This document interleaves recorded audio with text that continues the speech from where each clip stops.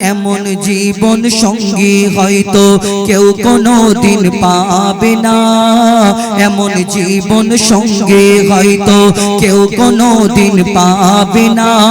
দয়ার নবীর জীবন সঙ্গী কেমন ছিলেন মা খাদিজা, কেমন ছিলেন মা খাদিজা। এমন জীবন সঙ্গী হয়তো কেউ কোনোদিন পাবে না। এমন জীবন সঙ্গী হয়তো কেউ কোনোদিন পাবে না। দয়ার নবীর জীবন সঙ্গে কেমন ছিলেন মা খাদিজা, কেমন ছিলেন মা খাদিজা, কেমন ছিলেন মা খাদিজা। কেমন ছিলেন আম্মা খাদিজাতুল কুবরা। এই দুনিয়ায় আল্লাহ তাআলাকে এত সম্মান দিয়েছেন কেন? কবি ছন্দের মাধ্যমে আরো কি লিখছে দেখুন।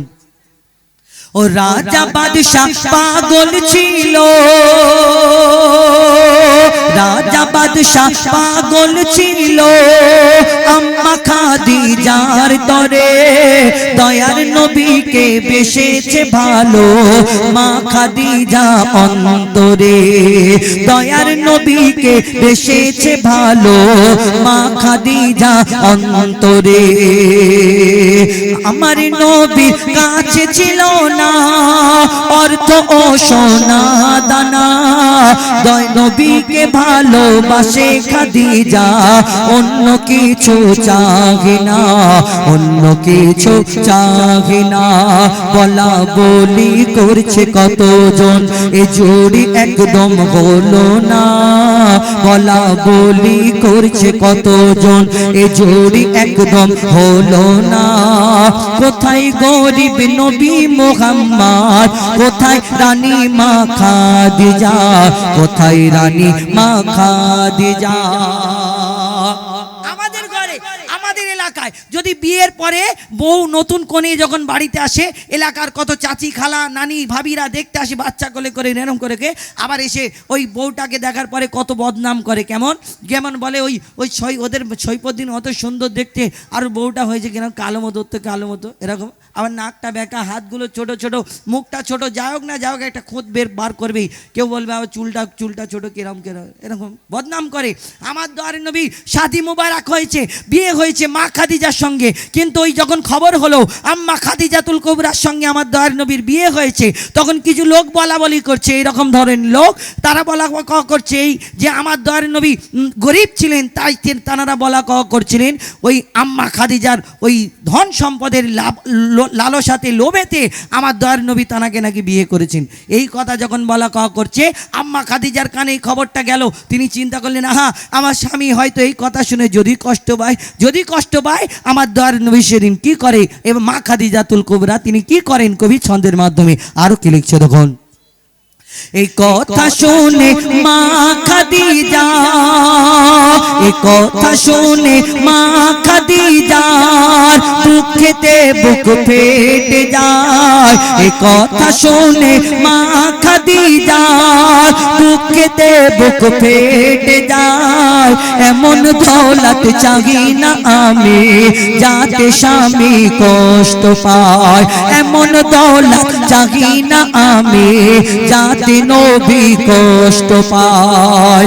পাহাড় সম ধন দৌলত গরিব দুঃখীকে বিলিয়ে দেয়। পাহাড় সম ধন দৌলত গরিব দুঃখীকে বিলিয়ে দেয়। আমার স্বামী গরিব, আমিও গরিব, নবীর বিবি হতে চাই, গরিব নবীর বিবি হতে চাই।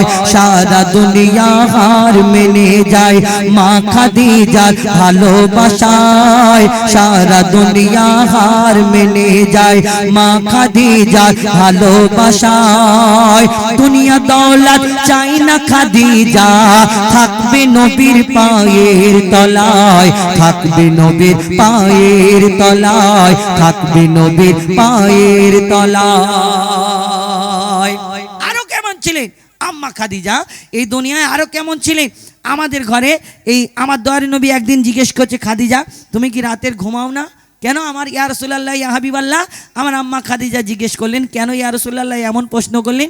না খাদিজা, আমি যখন দরজায় টোকা দিই, একবারের জায়গায় জীবনে তোমাকে দুবার আমাকে টোকা দিতে হয় না।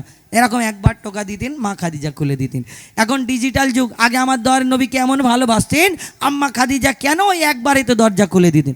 এখন যদি আমাদের ঘরের স্বামীরা এখন ডিজিটাল হয়ে গেছে, বন্ধুর সঙ্গে যদি কোনো কাজে চলে যায়, ফ্যামিলির কাজে যদি চলে যায়, একটু যদি 1 ঘন্টা দেরি হয়ে যায়, বলে ফোনে তো যা বলার বক্স সামানোর বক্সিয়ে দিল, তারপরে বলে ঘরে আয়, তারপর তো বোঝাচ্ছি।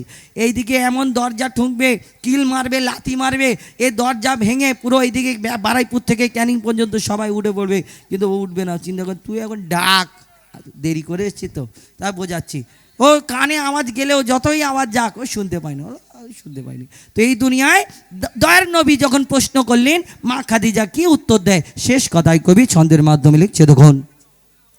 গভীর রাতে দরজায় টোকা, গভীর রাতে দরজায় টোকা দিতেন যখন নবী দয়াময়, গভীর রাতে দরজায় টোকা দিতেন যখন নবী দয়াময়, গভীর রাতে দরজায় টোকা দিতেন যখন নবী দয়াময়, সাথে সাথে মা খাদিজা দরজা তখনই খুলে দেয়, সাথে সাথে মা খাদিজা দরজা তখনই খুলে দেয়।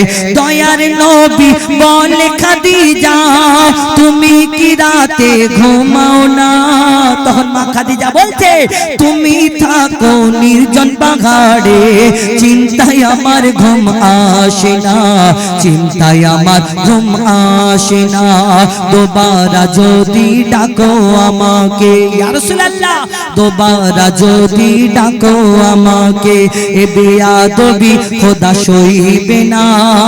মঈদুল ইসলাম মা খাদিজা করবে কি আর বর্ণনা, করবে কি আর বর্ণনা, করবে কি আর বর্ণনা। দয়ার নবীর জীবন সঙ্গে কেমন ছিলেন মা খাদিজা, এমন জীবন সঙ্গী হয়তো কেউ কোনোদিন পাবে না, কেউ কোনোদিন পাবে না, কেউ কোনোদিন পাবে না। নারী তাকবীর, হ্যাঁ উঠে বলো তাকবীর, আরো জোরে তো হবে না, জোরে আরেকবার জোরে বলো, নারী তাকবীর। আল কোরআনের আলো, আল হাদিসের আলো, আল কোরআনের আলো, আল হাদিসের আলো, নারে তাকবীর। হ্যাঁ ঠিক আছে, বসো, ওরকম করে উঠা উঠি। তো এখন কে দেবো? ঠিক আছে বলবে, কোনো মানে বলে যাবে না। হ্যাঁ কোনটা? ডুয়েটটা? হ্যাঁ তুমি একটা গিয়ে নাও আমাকে।